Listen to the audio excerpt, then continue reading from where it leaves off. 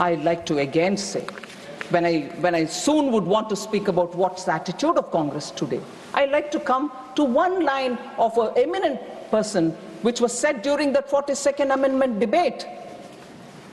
He was no less than a later on Chief Minister, or prior to that also, and a minister. But as a Congress MP, Shri C.M. Stephen, an eminent congressman,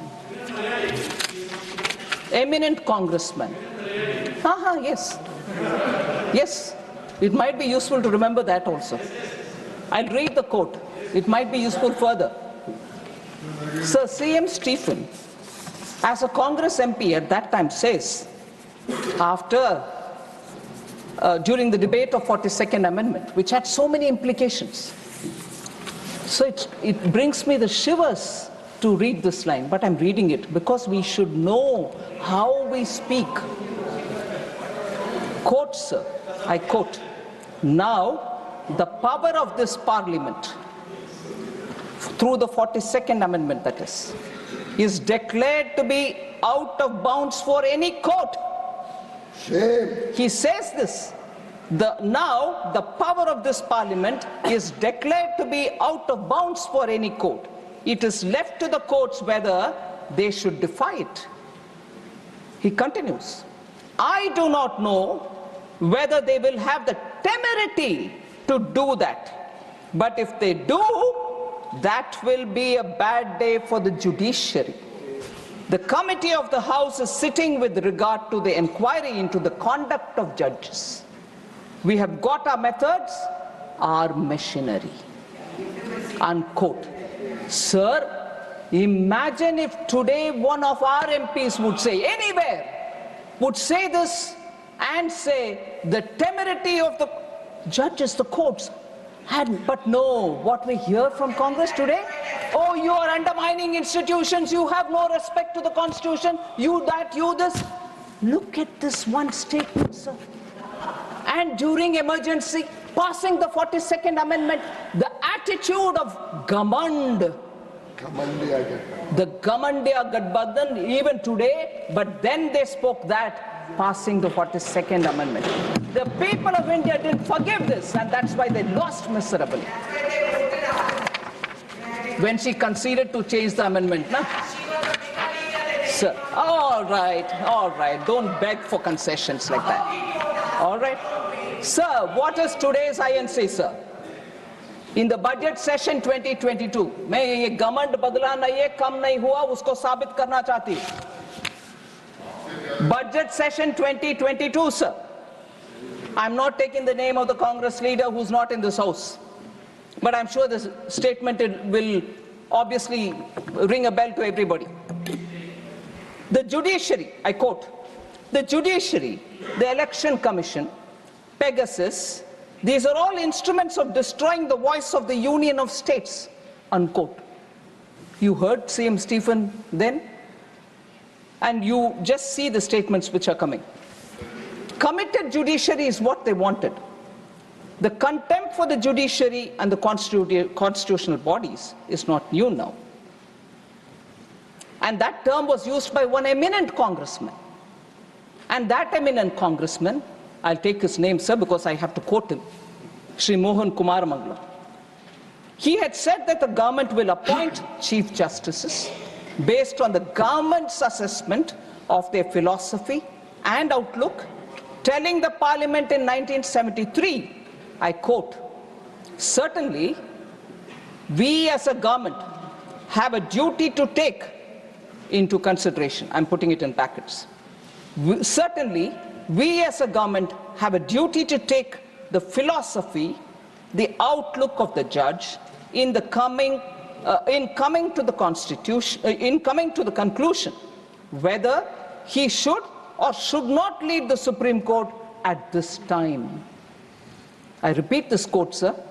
"Certainly, we as a government have a duty to take the philosophy and the outlook of the judge in coming to the conclusion whether he should or should not lead the Supreme Court at this time," unquote.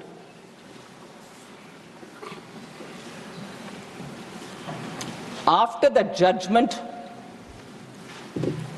on Keshwan and the Bharati case, sir, you're an eminent who became a senior advocate at a very young age, and I stand before you talking small things about judiciary. Pardon me if I have any, oversight which has not worked well.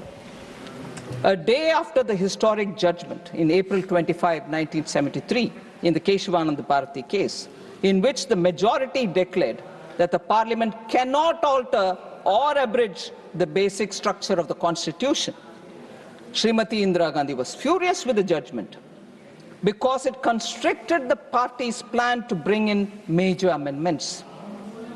So the three judges, this is what I want to highlight, committed judiciary. If they are not there, we'll do what we want. So the three judges were accorded swift punishment via suppression on April 26, and Justice A.N. Ray, who did not subscribe to the majority decision, was elevated. After Ray retired in 77, again, Srimati Indira Gandhi government gave supersession, superseded the senior most candidate, Justice Hansraj Khanna, to appoint Justice Mirza Hamidullah Beg as the Chief Justice. So it is really sad that the test that I'm putting each one of these amendments, whether they was in line with the constitutional spirit, whether the process was followed, whether the large economic good was considered, or social good was considered as an objective, none of them meet that. The OBC Commission is something which I want to in contrast mention. How our intent, Prime Minister Modi was clear. The OBC Commission will have to be set up, and constitutional amendments have to empower communities and not put them at a disadvantage. But therefore, the 102nd Constitutional Amendment Act was brought in 2018 and inserted Article 338B. But what's the contrast, sir, with the Congress? In 1950, Kaka Kalekar Commission was formed, but Congress prevented its report from being published. Dr. Ambedkar was of the view that Pandit Nehru was not concerned about the welfare, was not concerned enough about the welfare of the SCs. I quote Baba Saheb Ambedkar, "From the very first election, we have been fighting against the Congress because it is unnecessarily interfering with our rights. Just see the leader of the Congress party, Pandit Nehru. He has delivered 2,000 speeches during the last 20 years, but he has never spoken about the welfare of scheduled castes even once." This is Baba Saheb Ambedkar's words.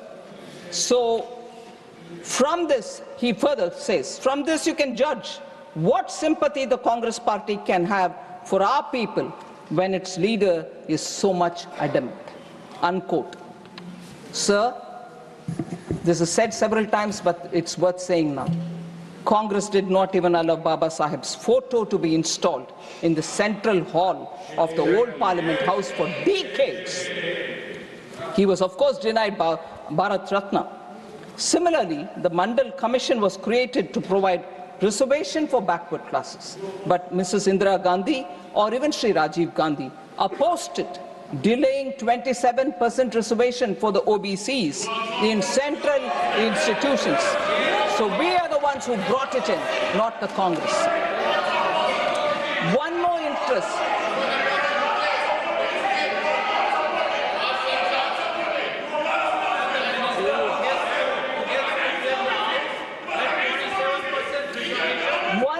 Instance of how the GST, which was again a constitutional amendment which has to be brought in. Sir, GST related constitutional provisions has never been encouraged prior to its bringing by Prime Minister Modi in 2017. Sir, this started very quickly to trace the timeline, sir. Shri Atal Bihari Vajpayee was the first to suggest during the NDA rule in 2000 to get going with the GST. However, the sincere efforts that he made could not realize or could not see the light of the day. And the 10 years after his tenure, led by the UPA, did not much do to get it on board. Sir, within 2 years after the introduction in the Parliament of the GST-related 101st Constitutional Amendment Act was passed and ratified by more than 50 states with effect from 8th September 2016. Just the data will tell you, sir, where the Congress party was. Despite being a coalition comprising of 26 parties, the UPA could not manage to get this GST. Even Congress-ruled states were opposed for the GST to be brought in. 2012. I'll say that as well. I'll say that as well. That will also be said. 3 BJP-ruled states.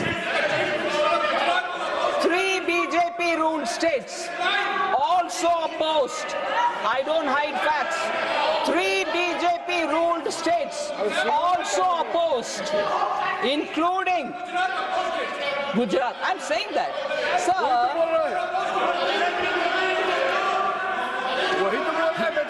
I'm saying it, sir. I'm saying it myself that Gujarat opposed it. I'm saying it myself. अरे नंबूत्री बात government को save नहीं कर पाया कांग्रेस से, आप क्या खड़े हो रहे हो? कम्युनिस्ट है, बैठ जाओ. Sir, 3 non-BJP ruled states, sir. So I don't. 3 non-BJP ruled states. I said about Gujarat, now I'm saying non-BJP ruled states, including Congress-ruled Maharashtra, oppose provisions of the UPA's GST. So if they want to first shout about Gujarat, I'm saying it myself. But please do shout about Maharashtra as well. No, they want to pretend they were all ready. They were not ready. Sir, Congress-led ruling UDF government, all right, in Kerala voiced severe concerns. Okay, sir, left front opposes, UDF opposes, Congress is part of the UDF, but no, they will never say that. One Gujarat is what they want to say. And I'll tell you why Gujarat had to oppose also. So, they could not bring the GST amendment. When we bring it, this is how they would like to shout about it. But I'm sorry. I'm not lying, sir. I'm sorry. I will have to demand a written apology from Shri Jairam Ramesh for accusing me of lying, which I never do. And whether it is parliamentary or unparliamentary, first of all, sir, the chair, I trust you will take care of that. But accusing me of lying is now very clear, runs in the Congress blood. Somebody had to go to the court to say sorry. When I was the defense minister, not only did they call Prime Minister Modi as a chore, but they kept calling me that I'm lying. And who had to go and apologize in the court? And now, I wouldn't mind seeing another member going and apologizing in the court, although the word said in the parliament is never taken to the court. Sir, all MPs in the House, when the GST was brought in, and this is also something which the Congress will have to gulp if they can, all MPs present in the House, including those of the Congress, had voted for the GST constitutional amendment, which was brought in by Prime Minister Modi. In fact, I wouldn't mind if Jairam Ramesh once again calls me that I'm lying, but records of the Parliament will say it. Jairam Ramesh wanted to move some amendments, but Dr. Manmohan Singh personally asked him not to do so because of the fine consensus that has been arrived in the GST Council. Yes. Sir, I don't lie, records don't lie. Don't jump in a hurry to accuse me that I'm lying. Sir? Honorable Minister, Honorable Minister, Honorable Minister, it's a fair comment by Jairam Ramesh. You need to authenticate it. Yes, yes. And during the course of the day, when I watched the Lok Sabha debates, I frequently came across, please authenticate. It started in this house. Honorable Minister. Thank you, sir. I will authenticate. And despite the support given by the Congress in passing the amendment, GST constitutional amendment, you have the Congress leader, again not taking name, goes about calling the GST a Gabbar Singh tax. Sir, and therefore, about amendments, I have said some words. Now I just want to highlight... Minister, but if some Gabbar Singh comes and files a suit then? Sir? If some Gabbar Singh in the country comes forward, oh, yes, that I have been defamed then? That's right, sir. And the problem, sir, when GST matters come, I will sometime again speak as much as I've done it earlier. Yeah. Congress ministers are sitting and arguing about rates, sir, that they will not know. The GST Council, Congress finance ministers are also sitting and talking about it. So we are marking the Constitution 75th year. I want to just remind again something very, very quickly, sir. When 75 years of Indian independence was marked in 2022, Prime Minister Modi had celebrated it in the name of Azadi Ka Amrit Mahotsav. Throughout the country, every state government participated. Every state government also picked up all the freedom fighters, known, unknown, all of them were celebrated, and there was a lot of discussion all over the country. And recently, sir, Prime Minister also spoke about the 11 oaths that we need to take in the Lok Sabha when he spoke. And in 2022, from the Red Fort, he had announced how Panch Pran, meaning we need to get out of that Gulami Mansikta. We have to get over that and look forward to building this country and taking it forward and so on. But 75 years of Indian independence, Azadi Ka Amrit Mahotsav, 75 years of the Constitution, we are having these wonderful debates in the two houses. Every 25 or 50 years are celebrated, sir. I'd like to remind as to what was the celebration when in 25 years of Indian independence, what did we do? So I'm contrasting this. When the completion of the 25 years happened in 1973, sir, when in 1973, how was it celebrated, sir, 25 years of independence? There was a time capsule. A time capsule was interned, a Kal Patra was interned in the Red Fort. And at that time, the people were told, this time capsule will be seen only after 5,000 years. And in that time capsule, the journey of India, free India, was all being written, and actually, it was kept as a top secret. Nobody knew anything as to what was inside the time capsule. A professor of history was employed to write this India since 1947, marking the 25th anniversary. But it was kept a secret. Sir, questions were asked in the parliament. What exactly is in the time capsule marking 25 years of India's independence? What actually went into that interned? It was a steel and copper made vacuum-filled case into which the document was interned, and then it was put into the Red Fort. That one, sir, was kept a secret. When asked in the parliament, the then education minister apparently said,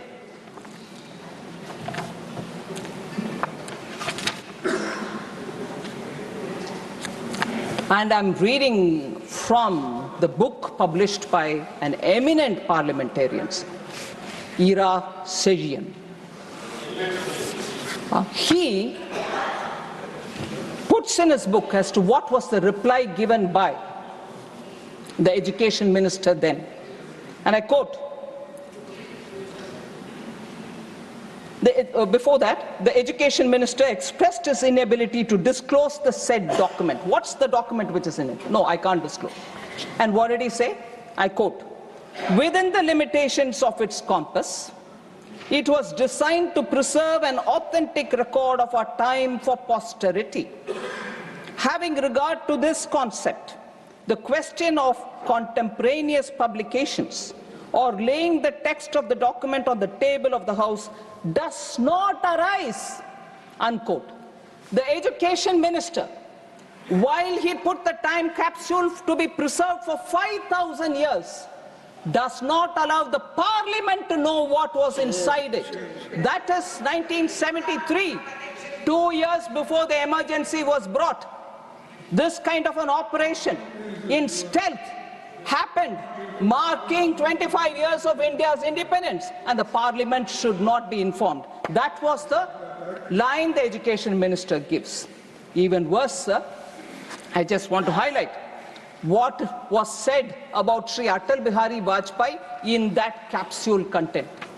I'd like to say, and I quote from the book, sir, the BJP of Atal Bihari Vajpayee is described as, says the author, and I quote, Jan Sangh People's Party is a militant orthodox Hindu party opposing the concept of secular state, unquote. This is what is being said about Atal Bihari Vajpayee in the capsule, about which they don't say in the House. They didn't say it in the House. Even worse, sir, if that is the record for first 25 years of independent India, which has to be preserved for 5,000 years, look at what has been said. C. Rajagopalachari, there was no reference. There was no reference to C. Rajagopalachari, the first Governor General of this country. To the President of India, Dr. Rajendra Prasad, had no mention in that content. Dr. Radhakrishnan, Zakir Hussain, and to the Prime Minister Lal Bahadur Shastri, who though short in physical stature, was tall in political stature, who went all the way to Tashkent as a pilgrim of peace to establish harmony in this part of the world. Don't you think, this author who's a parliamentarian asks, don't you think that such names deserve to be inscribed in the historical document of our country during the period of the first quarter century of Indian independence, unquote. So that's the level of secrecy about even members of parliament, about eminent leaders of different political parties, and sly comments were all packed up in that. Later, it was all removed. So that is the nature of Congress party, sir. I want to highlight that fact. Sir, the names missed out is something which shocks the country, but that was the level to which the party went in the arrogance with which they were trying to rule. So the Constitution and the misuse is what I'm talking about here. Sir, one more thing, again, on the economic impact of such amendments which they bring in. It's a test for every one of us, whether it is one amendment today or another amendment tomorrow. Does it have an economic intent for the larger economic good, social intent, process, constitutional spirit? Let's see, let's test each one of our acts, the amendments that we bring in, and then decide whether what we are doing is right. Sir, the Soviet model, which the Congress party copied under Prime Minister Nehru, continued with Indira Gandhi, was a model which did not do any good to this country, sir. C. Rajagopalachari, the socialism, that socialism was refashioned as Mahal Nobis model. The central command and control structure, the license, quota, Raj, were all part of this. And in that, C. Rajagopalachari writes, sir, to the Prime Minister. He says, in an open letter, he says, Nehru came to Madras on Tuesday with all the paraphernalia of Prime Minister of India and attempted to, in a speech, talk about Rajagopalachari and his principles. But here, in Swarajya magazine, he publishes it in 1962, February 17, and I quote from that article. I want an India clear of the atmosphere of fear in which it is now enveloped, 62, where honest men engaged in difficult tasks of production or trade can carry on their occupation without fear of ruin at the hands of officials, ministers, and party bosses. He says that, I want an India where talent and energy can find scope for play without having to cringe and obtain special individual permission from officials and ministers, and where their efforts will be judged by the open market of India. And so on. He goes on, sir. I want the corruption of this permit license Raj to go. He says that. So a member who was part of the Congress party himself writes to Pandit Nehru saying this cannot go on, your socialism is ruining this country, the license permit Raj could not continue because you are leading to corruption. Sir, periodically Congress questions, hey, BJP, RSS, Jansan, what was your role during the freedom movement? We all know it and we've said it, but I want to ask the Congress, what is your role in the Arctic, India's economic freedom? What is India's economic growth? What is your effort in building economic strength of India? No wonder when we in 21 in our budget, if that is not true, sir, why in 1980 onwards the Congress party itself wants to dump license quota Raj, 91 they want to reform and then take the claim for it saying we are the ones we reformed. You didn't have to reform if it was so good. It was damaging the Indian economy and socialism was therefore brought into the Constitution's preamble through the 42nd Act only to Amendment Act, only to prove that they are doing right thing. Although that was not needed at all because the directive principle of state policy has enough and more. And that is where I want to bring this one particular important observation, sir. The Nehru Development Model, written by Arvind Panagaria. Latest book. This will tell you, sir, from an academic perspective also, how the socialism, the control Raj, the license quota Raj of the Congress's 50 years of rule ruined our economy. Though the country did come to terms with its mistake and changed course in 1991, by then it had lost 4 precious decades. Moreover, the history built over these decades continued to haunt its development efforts even after the change of course. For one thing, the base income remained low. Given that the opportunity to grow rapidly had been missed in early decades. Therefore, even an acceleration in growth to 7 to 8% range on a sustained basis could not deliver genuine prosperity for another few decades. Moreover, 4 decades of patronage of socialist ideas and policies came to hardwire Indian politicians, bureaucrats, intellectuals, and even business people in ways that made a swift march to a market economy politically challenging. That's the reality of the policy of the Congress party, which they themselves came, we've reformed the country. They baggaged the country in 50 years, and later they wanted to claim that they are reforming and bringing prosperity to this country, which is not true. So therefore, sir, when Prime Minister Modi gives a call that Arctic, first of all, sir, with all this socialism, 42nd Amendment to changing the preamble, the much promised Garibi Hatao has not delivered by them. If it's not been delivered by them, what did that socialism do to us?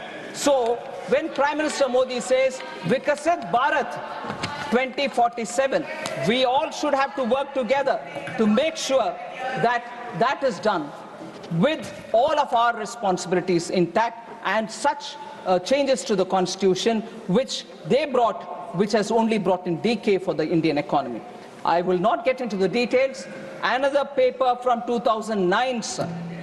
Cato Institute Center for Global Liberty and Prosperity.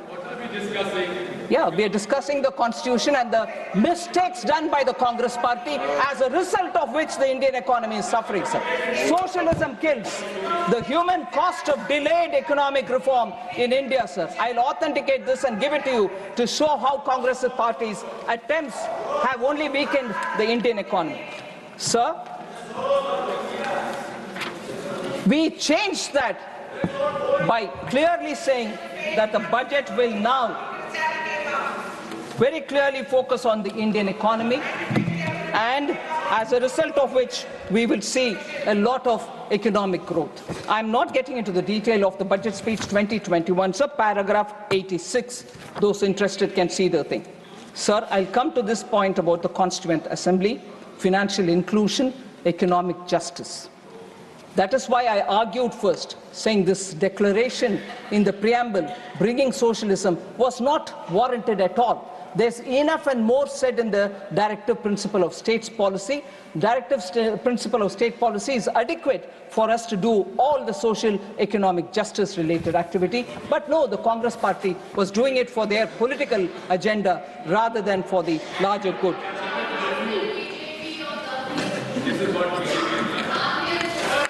Sir, I like to say, sir, Ambedkar, sir, Dr. Ambedkar says on 19th November 1948, our objective in framing the Constitution is really twofold. Ambedkar says, sir, to lay down the form of political democracy, to lay down that our ideal is economic democracy, and also to prescribe that every government, whatever is in power, shall strive to bring about economic democracy. And a very clear, the directive principle, Dr. Ambedkar says this, the directive principles have a great value, for they lay down that our ideal is economic democracy, unquote. And this is exactly what Prime Minister Modi is doing. 54 crore citizens who once had no means are now being given extraordinary connection to banking. The Jan Dhan Yojana, principles guiding our democracy, equity, justice and opportunity. 50 crore mudra loans, 50 crore mudra loan accounts have created the pathway for micro entrepreneurs, street vendors and so on. Sir, Article 38 of the directive principle says, the state shall strive to promote the welfare of the people by securing and protecting social order, by ensuring socio-economic political justice, and by minimizing inequalities in income, status, facilities, and opportunities. Article 39 also says very similar about adequate means of livelihood and ownership control. Article 46 about scheduled caste and scheduled tribes. So I just want to highlight how, because of the specific actions taken by our government, you find 1969, I go back, sir, for a minute, Mrs. Indira Gandhi on the bank nationalization said, the political situation in our country demands, quote, that banking facilities should be extended in an increasing measure to backward areas, to agriculture, to small-scale industry, and so on. And perhaps banking operations should be informed by a larger social purpose, unquote. But in spite of introducing socialism into the preamble, they did not achieve any of what Mrs. Indira Gandhi justified for bringing nationalization of the banks. They paid only lip service, sir. By 2011, census data reveals that less than 60% of Indian households had access to banking service. Bank accounts, sir, zero balance accounts were only 10.3 crores. By contrast, sir, 54 crore Jan Dhan accounts have been opened since 2014. 56% of the accounts belong to women. Similarly, pensions, insurance, and so on, sir. PM Mudra, 50 crore sanctioned accounts, 68% are women. Stand Up India, 1 crore SC/ST women borrowers, 30 30,000 crore has been distributed. 2.5 lakh people, of whom 76% of women are benefiting. PM Swanidhi, sir, 50,000 rupees loan is given to 67 lakh street vendors, of whom 45% are women, 42% are OBCs, and so on.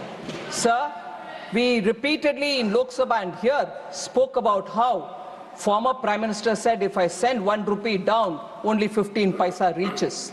By bringing in technology and using DBT, Prime Minister Modi made sure that accounts will receive, the beneficiaries will receive their money directly into their account. 1 rupee means 1 rupee will reach them, and this has helped save 3.48 lakh crores of taxpayers' money.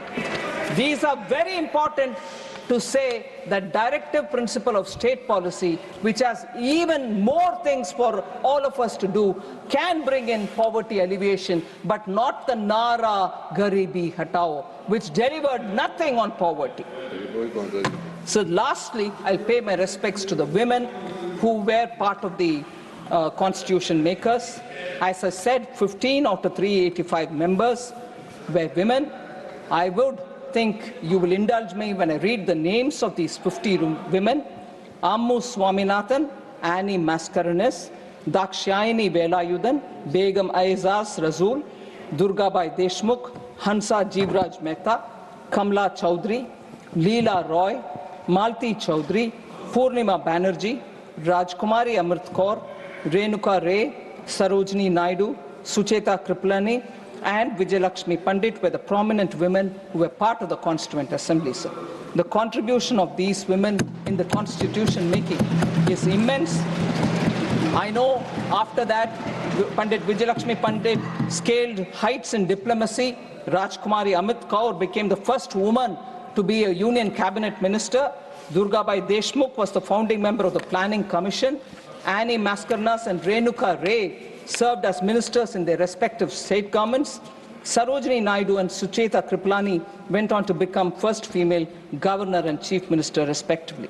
So I also appreciate the immense role played by the All India Women's Congress, who have done extremely good work, Women's Conference, All India Women's Conference.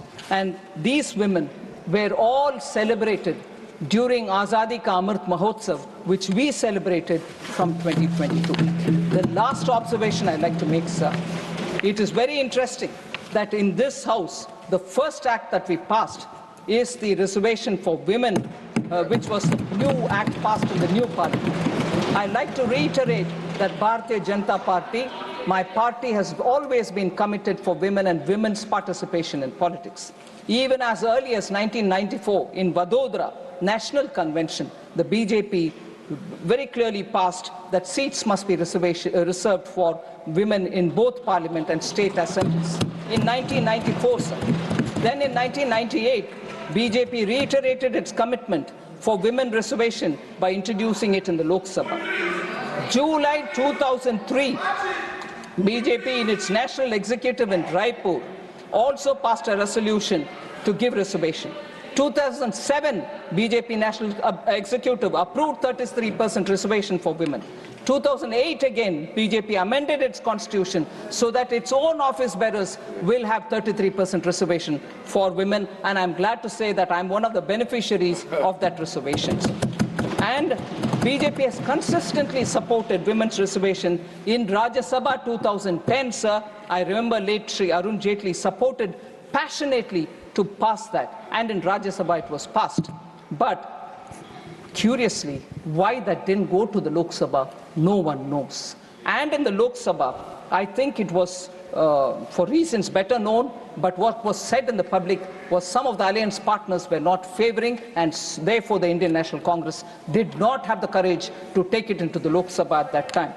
BJP's Sankalp Patra of 2014 supported women's reservation. And again, Sankalp Patra before the 2019 election also very clearly supported. But I want to highlight the fact, sir, that in 84-89, Shri Rajiv Gandhi had 426 members in the Lok Sabha and 159 members in the Rajya Sabha, they did not have the conviction to pass the women's reservation bill at that time. Very clearly, they have been anti-women always. Shah Banu case is a very clear example. Sir, I would highlight the fact that although the credit is being taken for the Panchayat Reservation Act by Sri Rahul Gandhi and the dynasty, it was not him, it was P.V. Narasimha Rao who brought it and passed it on. But even then, it was only a lip service because no financial powers were given. Now, Honorable H.D. Deve Gowda ji, who former Prime Minister, is not here, but in 1996, there was during his time, the reservation bill was brought in. Nothing was supported by Congress at that time. Atal Bihari Vajpayee ji in 98, in 99, in 2002, 2003 brought it. No, the Congress wouldn't support. But the Congress's memory is very weak that they didn't support any of the bill all the time, whether it was Deve Gowda ji or whether it was Atal Bihari Vajpayee ji. And then in 2008, even Dr. Manmohan Singh faltered. They managed to pass it in Rajya Sabha, which I said a minute ago, but did not go to the Lok Sabha for fear of their alliance partners threatening to walk out of the alliance, and they didn't want to lose power, but they wanted to save their kursi only, and therefore did not do justice to the women. Whereas Prime Minister Modi and BJP, from the beginning, stood by women, made the first change in the party, and brought the reservation bill here. And therefore, if anybody is committed to the Constitution, it is BJP, Prime Minister Modi, and this government. And therefore, people who are walking with a book in their hand, Constitution, sometimes not knowing that inside there are Kora Kagas, nothing printed. They're not even opening it to see whether it is there. But they're walking around with this book, should know that they are the ones who repeatedly have failed the cause of the Constitution of India. Thank you very much. Honorable members, to accommodate members willing to participate in the discussion and ensure sufficient time, if the House agrees, the lunch hour may be skipped today and tomorrow. And if required, I will take a call to increase the time further. Honorable Leader of the Opposition, Shri Mallikarjun Kharge.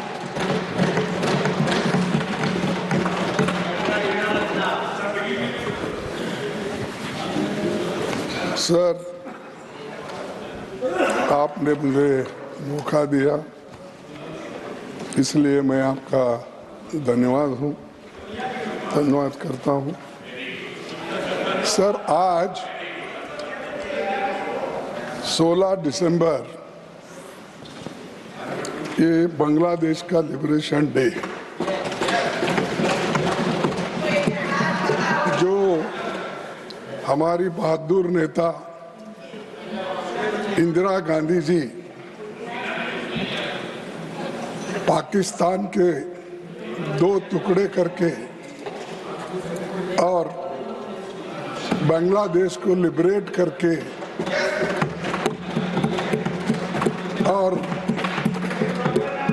1 lakh Pakistani सैनिकों को बंदी कराकर इस देश को बचाया और इस देश की शान पूरे दुनिया में चले गई और सारे लोग और 1 लाख लोगों को बंदी करना बहुत मुश्किल काम है, लेकिन जिनको आयरन लेडी कहते हैं उसने ये बता दिया, अगर हमारे नजदीक अगर कोई आए तो उनकी खैर नहीं, ये उन्होंने बता दिया। और आज वो दिन है बांग्लादेश लिबरेशन, और वहाँ पर जो गड़बड़ी चल रही है, कम से कम ये लोग आंख खोलकर वहाँ के माइनॉरिटी को बचाने की कोशिश तो करें। सर, मैं आपको और एक चीज बताना चाहता हूं और यहां से शुरू करता हूं ताकि अब ये कॉन्स्टिट्यूशन हम नहीं पढ़े, अब उनको बताना पड़ता है कि हमको भी थोड़ा थोड़ा पढ़ना आता है। हम नहीं सर, हम तो म्यूनसिपालिटी स्कूल में पढ़े हैं, वो जवाहरलाल नेहरू यूनिवर्सिटी में पढ़े हैं। निश्चित है कि उनकी अंग्रेजी भी अच्छी हो सकती है, उनकी हिंदी भी अच्छी हो सकती है और सभी कुछ अच्छा हो सकता है, लेकिन उनके करतूत क्या है, अच्छे नहीं। सर, मैं आपसे ये कि यहाँ है या तो रहेंगे, वो बाद में जवाब देंगे। सर, एक आपको शायरी सुनाना चाहता हूँ अहमद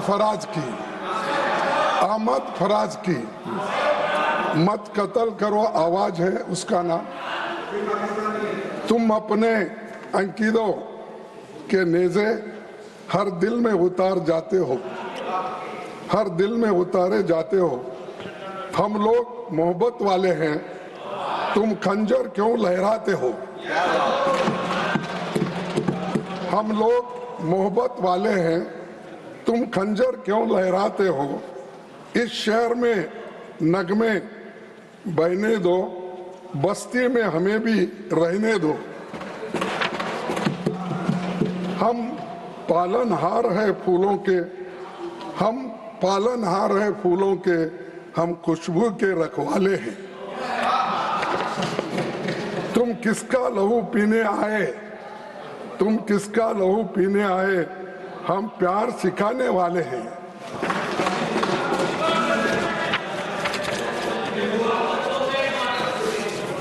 इस शहर में फिर क्या देखोगे, इस शहर में फिर क्या देखोगे, जब हर यहाँ मर जाएगा, जब तेग पे लय कट जाएगी, जब शेर सफर कर जाएगा, जब कत्ल हुआ सूर साजों का, जब काल पड़ा आवाजों का, जब शहर खंडर बन जाएगा, जब शहर खंडर बन जाएगा, फिर किस पर संग उठाओगे, संग यानी पत्थर, फिर किस पर संग उठाओगे।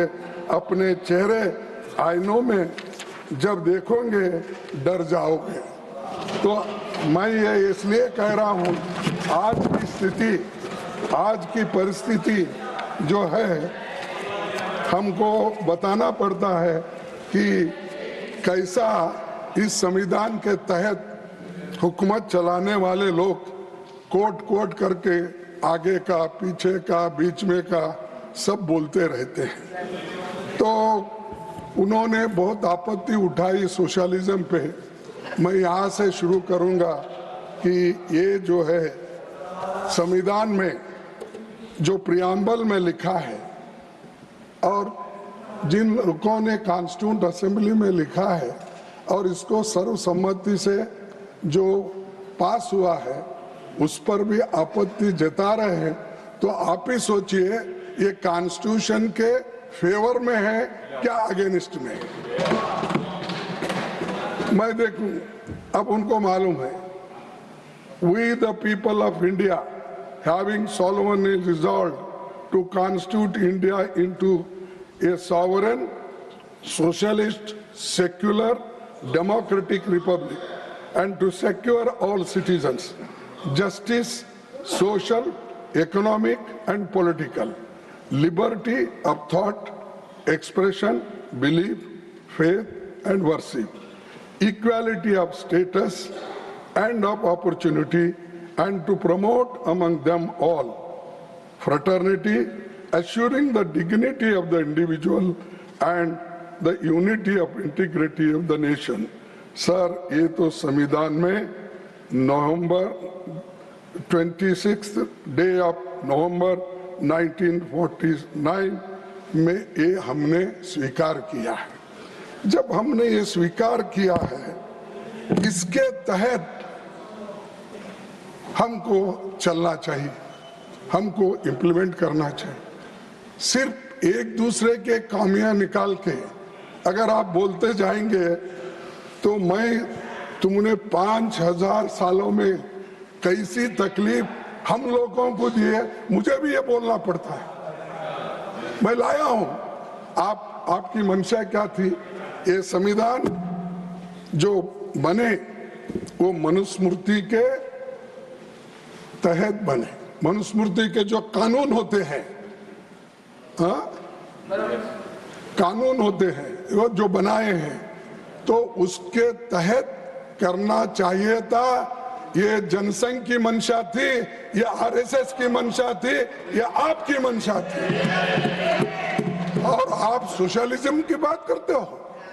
अरे जो लोग इनइक्वालिटी पे फेथ है आपका, ये पढ़ो, ये आपका भी, मैं तो पढ़ के आपको लिखा हूं इसमें, नहीं पढ़े बोल के आप मैं समझना। जो हम ये पत्ते लगाया हूं वो एक एक अगर पेज पढ़ेंगे तो आपके रोंगटे उठ जाएंगे। अगर आपके पास कुछ अरे एड्रेस उनको अच्छा, उनको ये आपको देखना भी अच्छा नहीं लगता। चलो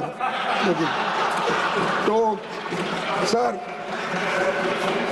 सर ये क्या लिखा है, मैं आपको ये प्रेजेंट कीजिए। और ऐसे लोग जो लोग झंडे से नफरत करते हैं, जो लोग हमारे अशोक चक्र से नफरत करते हैं, जो लोग संविधान से नफरत करते हैं, और ये लोग आज हमको पाठ पढ़ा रहे हैं। ये क्या है? अरे आपने तो साहब ये संविधान जब बना,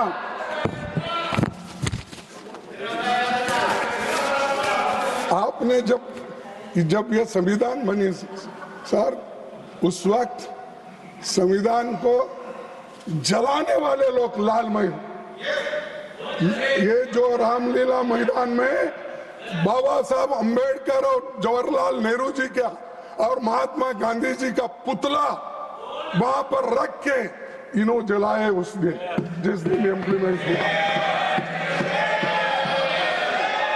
और अरे चुप बैठो, हो ना, बैठो। हाँ, जलाए सो लोग, हमको संविधान कैसा बचाया और क्या किया? नेहरू जी को गालियां, इंदिरा जी को गालियां, और कहां तक गांधी पूरी फैमिली को गालियां। शर्म आना चाहिए। पढ़ो, आप इतिहास पढ़ो। कॉन्स्टिट्यूंट असेंबली के डिबेट पढ़ने के बाद, संविधान बनने के बाद आप लोगों ने कैसी बातें संविधान के बारे में आपने बोला है, कहा है, आप तो देख लो। लेकिन ऐसे लोग क्या करते हैं सर?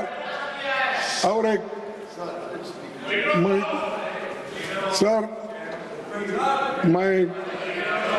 अपने मैं आपको No, I'm not. No, I am not yielding. Should be authenticated. No. Honorable members, Authenticate. only when the speaker will yield, I can give an opportunity. If there are issues, you can have notice. And I'm sure the House will bear with me on this. And I have a mind to enrich myself. जो किताब आपने दिखाई है मैं पढ़ूंगा sir. बाद में नहीं अभी देता हूँ। मनुस्मृति की किताब ये 3-4 मैं जला वो उतना पढ़ दो और मेरे को वापस कर दोगे, क्योंकि आजकल मिलता नहीं। Honorable members, can I return a document put on the table? I can't. It has to be put on the table. अच्छा, मैं और एक खरीद के देता हूँ। Please continue. सर, आपको 7 दिसंबर 2022 का दिन याद दिलाना चाहता हूँ, जब पहली बार सभापति के रूप में इस सदन में पधारे थे, मैंने आपके स्वागत में कहा था कि आपको नियमों, मेंबर्स के अधिकारों और भावनाओं की जानकारी बहुत है। जैसे संसद दो सदनों के मिलकर चलती है, उसी तरह लोकतंत्र सत्ता पक्ष और विपक्ष के दो पहियों पर चलता है। सत्ता दल का अपना सरकारी एजेंडा होता है और हम लोगों के मुद्दों को यहाँ और उनके सवालों की चर्चा हम चाहते हैं। मैंने कहा था, हमारे संविधान निर्माताओं ने जिस मकसद से राज्यसभा का गठन किया, उसी भावना से ये सदन काम कर पा रहा है या नहीं, इस पर आप गौर कीजिए, इस पर आप बोलिए। और टीका करने से आपके पाप धो जाने वाले नहीं है। जो कोविड में मरे, जो हर जगह आज जो अट्रॉसिटीज हो रहे, शेड्यूल कास्ट पे हो रहे, शेड्यूल ट्राइब से हो रहे और महिलाओं पे हो रहे, यहाँ तक आप सुने होंगे सर, मध्य प्रदेश में एक शेड्यूल ट्राइब्स के बच्चे के मुंह में यूरिन कराया, मूत्र। इन समस्याओं को पहले सुलझाओ। लोगों को जो हमारे को जो बुद्धि दे रहे हैं ना, अपनी गवर्नेंस को सुधारो, वो छोड़कर आप मनमाने बोल रहे हैं। सर, आपका शुक्रिया भी हम अदा करते हैं, इसलिए कि संविधान के स्वीकार कर जाने के बाद 75 साल में आप जो चर्चा के लिए 2 दिन टाइम दिए और हमको टाइम भी अलॉटमेंट किए, लेकिन थोड़ा एक आधा घंटा 1 घंटा ज़्यादा भी हो तो हमारे लोग बोलने दो, क्योंकि जब तक आपने तो बोला है पहले ही, तो आपका धन्यवाद करता हूँ। तो इसीलिए, क्योंकि मैं ज़्यादा टाइम लिया तो बाकी के लोगों को मिलता नहीं, इसीलिए मैं आपसे एक निवेदन करता हूँ। और दूसरे चीज़ ये है कि सबसे पहले मैं उन महान नायकों को श्रद्धांजलि देता हूँ जिन्होंने एक समतावादी भारत का सपना देखा था। और सभापति जी, स्वाधीनता संग्राम के दौरान ही संविधान निर्माण की सोच उपजी थी। कांग्रेस के इतिहास से ये गहराई से जुड़ा है और 1931 में सरदार पटेल की अध्यक्षता में कराची कांग्रेस अधिवेशन में जवाहरलाल नेहरू ने मूल अधिकारों और आर्थिक नीति पर प्रस्ताव रखा था, जो पारित हुआ। ये ऐसा ही कॉन्स्टिट्यूशन नहीं बना, ये मूवमेंट से बना, ये आजादी के लड़ाई से बना। और उसी वक्त ये सोच थी 1931 का, ये आज का नहीं है। और नेहरू जी ने संविधान सभा की मांग को 1937 के चुनाव का केंद्रीय मुद्दा बना दिया था। महात्मा गांधी जी ने 25 नवंबर 1939 को स्टेटमेंट दिया था। क्या दिया था? पंडित जवाहरलाल नेहरू ने मुझे अन्य बातों के अलावा संविधान सभा के गठबंधन से उत्पन्न प्रभावों का अध्ययन करने के लिए विवश किया है। मैं और एक बार पढ़ता हूँ। पंडित जवाहरलाल नेहरू ने मुझे अन्य बातों के अलावा संविधान सभा के गठन से उत्पन्न प्रभावों का अध्ययन करने के लिए विवश किया है, गांधी जी ने कहा था। जब उन्होंने कांग्रेस के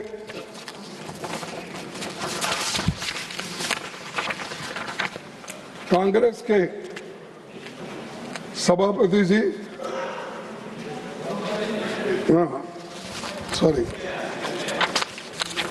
सर, संकल्पों की पहली बार इसे पेश किया, तो मैंने इस विश्वास के साथ अपनी संतुष्टि पर संतुष्टि कर ली कि उन्हें लोकतंत्र की तकनीकी बारीकियों के बारे में बेहतर जानकारी है, परंतु मैं पूर्णतः संशय मुक्त नहीं था।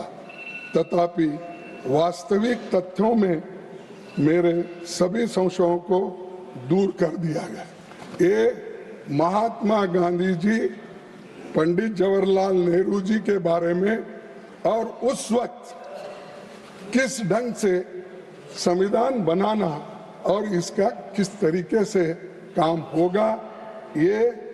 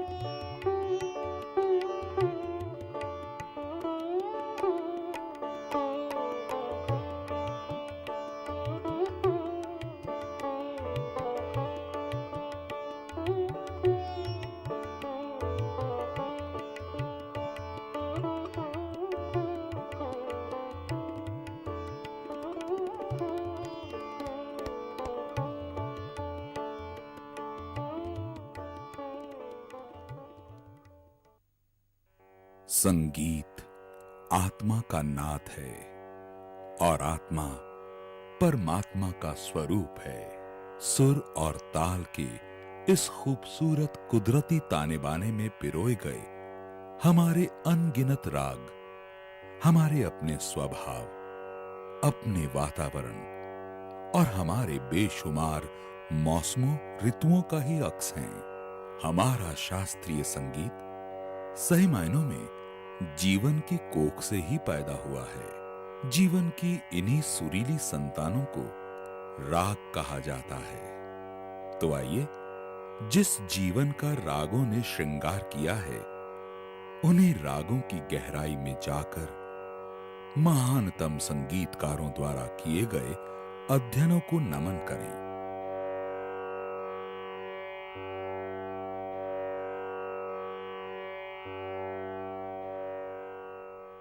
आज के एपिसोड में ले रहे हैं हम राग बागेश्वरी। फिर आज हमने ऐसा राग लिया है जो मेरा ख्याल है क्लासिकल म्यूज़िक कम से कम जो जानता हो उसके लिए बहुत आसान है इसके साथ कनेक्शन, इसके साथ कोई यादें, इसके साथ कोई ख्याल जोड़ना। मुझे एक बड़ा खूबसूरत गाना है, मदन मोहन और लता जी ने गाया है और का बनाया हुआ है।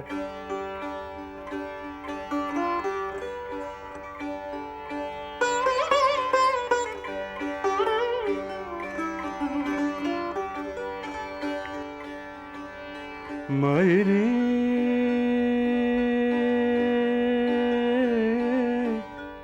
मैं कास कहूँ कि अपने जिया के माहिर